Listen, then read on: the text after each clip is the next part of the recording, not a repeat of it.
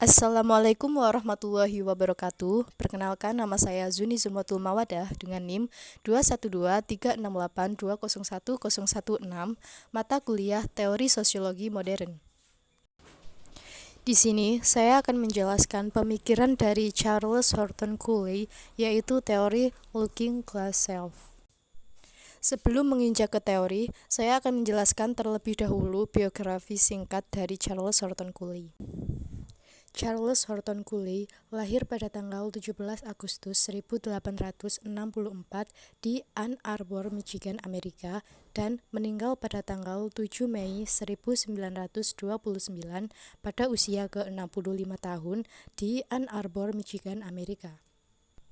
Pada usia 16 tahun, Cooley mulai kuliah di University of Michigan dan melanjutkan pelatihan selama 1 tahun di bidang teknik mesin. Cooley kembali untuk mengejar gelar master dalam ilmu politik dan sosiologi pada tahun 1890. Setelah selesai, ia mulai mengajar ekonomi dan sosiologi di UMich pada musim gugur 1892. Cooley kemudian menerima gelar PhD dalam bidang filsafat pada tahun 1894. Kemudian, ia harus melanjutkan pemeriksaan gelar PhD melalui Universitas Columbia.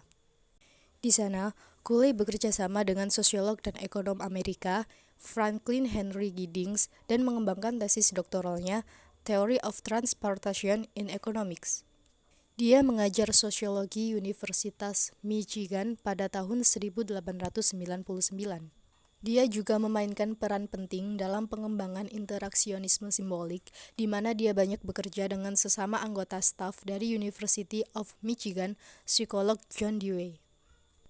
Charles Horton Cooley adalah seorang sosiolog Amerika, anggota pendiri American Sociological Association pada tahun 1905 dan menjadi presiden ke-8 pada tahun 1918.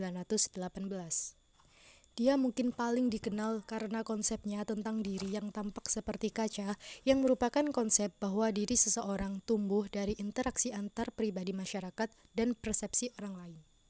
Teori cermin diri atau Looking Glass Self yang dikemukakan oleh Charles Horton Cooley merupakan gambaran bahwa seseorang hanya bisa berkembang dengan bantuan orang lain. Setiap orang menggambarkan diri mereka sendiri dengan cara bagaimana orang-orang lain memandang dengan bantuan mereka. Misalnya, ada orang tua dan keluarga yang mengatakan anak gadisnya cantik. Menurut Cooley, diri yang mencakup kesadaran diri, aku, kamu, siapa aku dan siapa kita, pertama kali muncul dari interaksi anak-anak, artinya diri terbentuk melalui interaksi. Teori Looking Glass Self menyatakan bahwa pemahaman diri sendiri, produk persepsi individu tentang bagaimana orang lain melihat individu yang lainnya adalah cermin diri di mana diri terbentuk.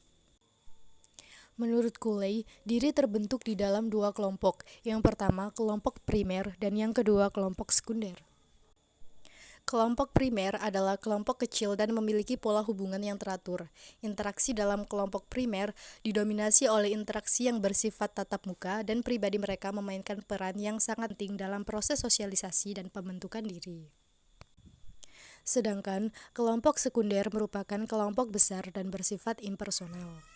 Interaksi dalam kelompok sekunder biasanya dilakukan demi mencapai tujuan tertentu atau dalam rangka pemenuhan peran sosial yang sudah ditentukan sebelumnya dan bukan untuk kepentingan diri sendiri. Asumsi dasar yang dikemukakan oleh Charles Horton Cooley yang pertama yaitu kepribadian terbentuk oleh orang lain, yang kedua yaitu individu pasif dalam proses pembentukan diri, yang ketiga konsep diri menurut Cooley berkembang melalui proses yang bertahap dan rumit yang berlangsung seumur hidup. Yang keempat, gambaran diri seseorang tidak perlu berkaitan dengan fakta-fakta yang objektif. Yang kelima, diri ditentukan melalui tanggapan orang lain telah dinamakan cerminan orang lain atau yang bisa disebut dengan cermin diri. Yang keenam, pembentukan kepribadian individu terjadi melalui 3 tahapan atau 3 fase.